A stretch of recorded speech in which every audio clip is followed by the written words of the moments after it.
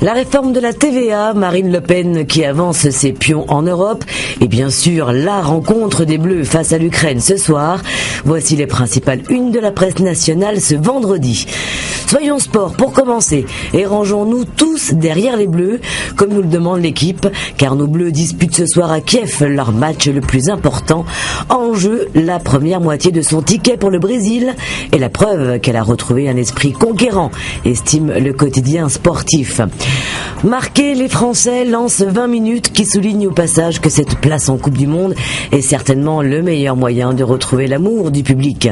Allez, emmenez-nous au Brésil, supplie aujourd'hui en France. C'est le moment d'offrir du rêve aux Français. Et ils en ont besoin parce que la réforme de la TVA prévue au 1er janvier prochain s'annonce comme l'épreuve fiscale, titre Libération. Et puis aussi parce que la rechute de la croissance est confirmée par les Échos, pour qui tous les moteurs de l'activité sont à l'arrêt en France. Les Français seraient même tentés par une dissolution, selon un sondage publié par le Figaro. Et pendant ce temps, Marine Le Pen étend son réseau en Europe, prévient Le Monde. Objectif, bâtir une alliance avec les partis europhobes et créer un groupe parlementaire influent après les élections européennes de mai 2014.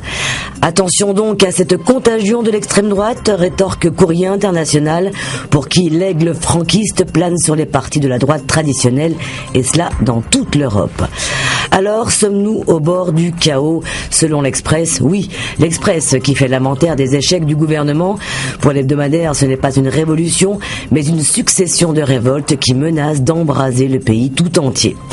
Enfin, plus loin de nous, mais pas si loin. Et selon La Croix, il existe en Syrie une option de la négociation, car la perspective d'une conférence de paix se rapproche. Elle pourrait se tenir en décembre prochain. En attendant, aux Philippines, 6 jours après le typhon, dans un paysage d'apocalypse, le calvaire des survivants se poursuit. Ne les oublions pas. Très belle journée et très bon week-end.